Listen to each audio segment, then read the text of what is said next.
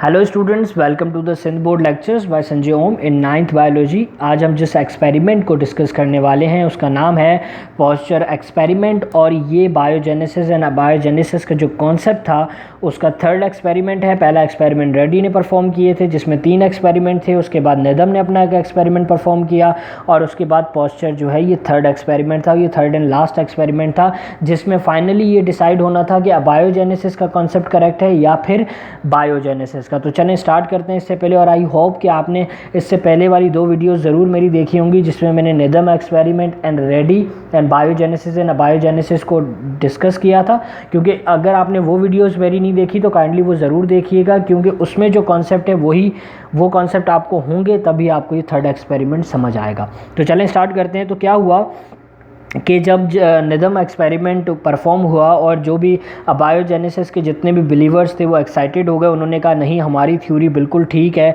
Biogenesis गलत है। जब ये तमाम इश्यूज़ आने लगे तो तकरीबन ये इश्यूज़ 19वीं सेंचुरी के मिडल्स तक चले।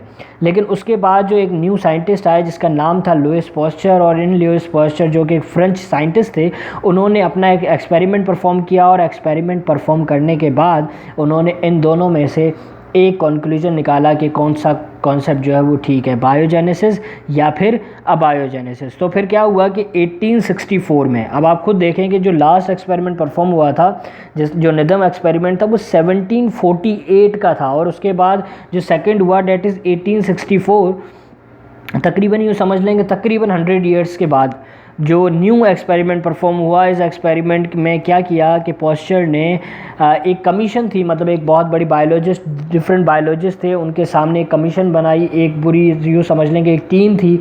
उस टीम के आगे उन्होंने ये जब इशू था इस इशू को रिजॉल्व किया और उन्होंने एक एक्सपेरिमेंट परफॉर्म किया, और इस एक्सपेरिमेंट को परफॉर्म कर उन्होंने इस एक्सपेरिमेंट को बिल्कुल प्रूव किया कि कौन सा जो कॉन्सेप्ट है बायोजेनेसिस का कॉन्सेप्ट करेक्ट है या फिर अबायोजेनेसिस का। तो चलें अब स्टार्ट करते हैं कि उन्होंने क्या किया कि एक सॉल्यूशन बनाया, जिस सॉल्यूशन के अंदर यीस्ट, जिसे हम खमीर कह रहे होते हैं, इन्होंने एक खमीर ली और इसके अंदर शुगर और वाटर, इन तीनों को कंबाइन किया और कंबाइन कर एक सॉल्यूशन बनाया, जिस सॉल्यूशन को इसने नाम दिया फर्मेंटेबल इन्फ्यूजन। इसे नाम दिया और इसने बोतल में डाल दिया, एक बोतल में, एक फ्लास्क में डाल दिया, और डालने के बाद उसका जो माउथ था उसको ओपन रख दिया, मतलब उसके ऊपर कोई कैप वगैरह ऐसी कोई चीज़ नहीं लगाई। फिर उसके बाद उसने क्या किया कि जो यीस्ट इन्फ्यूजन था उस इन्फ्यूजन को उसने बॉयल किया इस फ्लास्क के अंदर, और फ्लास्क में जब उसने बॉयल किया तो क्या हुआ कि जब बॉयल करेगा तो स्टीम निकलेगा, ठीक है। अच्छा, एक चीज़ और थी कि वो जो उसने यूज़ किया था फ्लास्क, उस फ्लास्क के ऊपर एक लॉन्ग कर्व एस शेप नेक थी। मैं आपको इस डायग्राम में दिखा दूं ताकि आपको समझ आ जाए सही तरीके से। आप देख सकते हैं, देखो ये एक फ्लास्क है, इस फ्लास्क के अंदर ये एक फ्लास्क था जिसके अंदर उसने वो इन्फ्यूजन ऐड किया था, और उसके ऊपर उसका माउथ जो था वो ओपन था, ओपन मतलब यहाँ से ओपन था, लेकिन उसकी एक कर्व एस शेप कर्व उसने जो है एक नेक यूज़ की थी। और फिर जब इसने इसको बॉयल किया तो बॉयल करने से क्या हुआ कि जो स्टीम बनी वो स्टीम इस एस शेप फ्लास्क के नेक से होती हुई यहाँ से इस माउथ से बाहर निकली। फिर उसने क्या किया कि जब इसने इसको जो है बॉयल किया, बॉयल करने के बाद इसने इसको कूल कर दिया। कूल करने के बाद इसने काफ़ी दिनों तक इसे रख दिया। रखने के बाद इसने ऑब्ज़र्व किया कि इसके अंदर कोई भी माइक्रो ऑर्गेनिज़म या कोई भी ऐसा लिविंग थिंग जो है वो डेवलप नहीं हुआ। जब डेवलप क्यों नहीं हुआ, और डेवलप इसलिए नहीं हुआ क्योंकि उसने कहा कि ये जो ट्यूब है, ये एस शेप ट्यूब है, इसके अंदर माइक्रो ऑर्गेनिज़म जो हवा के अंदर मौजूद थे वो माइक्रो ऑर्गेनिज़म्स ने इसके अंदर इंटर होने की कोशिश तो की, लेकिन ये जो शेप था ये एस शेप होने की वजह से वो माइक्रो ऑर्गेनिज़म्स इसकी दीवारों पे ही चिपक गए, वो इस सॉल्यूशन के अंदर तक नहीं पहुँच पाए क्योंकि ये कर्व वॉल थी। तो जितने भी माइक्रो ऑर्गेनिज़म थे वो स्टक हो गए इस वॉल के ऊपर।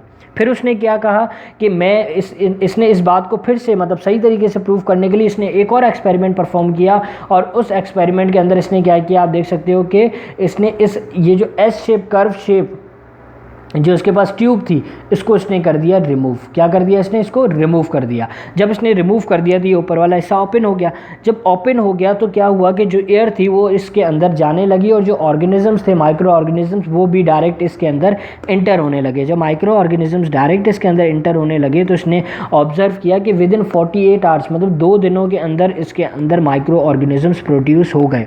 और जब ये प्रोड्यूस हो गए तो इसने इस बात को प्रूव किया, और प्रूव करने के बाद इसने कहा कि तब तक कोई लिविंग ऑर्गेनिज्म डेवलप नहीं हो सकता जब तक वहाँ पे माइक्रो ऑर्गेनिजम्स नहीं पहुँचते। मतलब ये कि जो लास्ट दो कॉन्सेप्ट थे जिसमें निदम ने क्या कहा था कि भाई फ्लाइज तो पहुंची ही नहीं उस मीट तक, इसीलिए जो है वो ऑर्गेनिज्म डेवलप नहीं हुआ। लेकिन जब निदम ने एक्सपेरिमेंट किया तो वहाँ तो कोई फ्लाई नहीं थी, लेकिन फिर भी हुआ। तो उसमें क्या था कि जब निदम ने उन फ्लास को बंद किया था तो उस टाइम कुछ माइक्रो ऑर्गेनिजम्स उसके अंदर चले गए थे। तो उन माइक्रो ऑर्गेनिजम्स की वजह से निदम्स का जो एक्सपेरिमेंट था उसके अंदर क्या डेवलप हो गए, माइक्रो वो जो कोई भी लिविंग ऑर्गेनिज्म डेवलप हो गया। तो इसने ये बताया कि ये माइक्रो ऑर्गेनिजम्स हैं जो कि हवा के अंदर मौजूद हैं, जो कि रिस्पॉन्सिबल होते हैं, जिसकी वजह से ये इस सॉल्यूशन के अंदर दूसरे माइक्रो ऑर्गेनिजम्स डेवलप हो गए या कोई दूसरी लिविंग थिंग जो है वो डेवलप हो गई। तो इसी तरीके से उसने उस कमीशन के सामने, उस टीम के सामने इस एक्सपेरिमेंट को अच्छे तरीके से परफॉर्म करके और ये चीज़ को बिल्कुल उसने जो है प्रूव कर दिया कि लिविंग थिंग से ही लिविंग थिंग डेवलप होती है, नॉन लिविंग थिंग से नहीं होती। इस तरीके से बायोजेनेसिस का जो कॉन्सेप्ट था वो एट लास्ट करेक्ट पाया गया और बायोजेनेसिस का जो कॉन्सेप्ट था वो फेल हो गया। तो आई होप कि ये वीडियो आपको समझ आई होगी और ये 3 वीडियोस भी आपको समझ आई होंगी। अगर आपको इन 3 वीडियोस से रिलेटेड कोई भी सवाल हो तो आप मुझसे इनबॉक्स में मेरे व्हाट्सएप नंबर पे और मेरे इस यूट्यूब चैनल के कमेंट बॉक्स में पूछ सकते हैं। इसके साथ साथ kindly subscribe my channel and like and share with your friends. Thank you.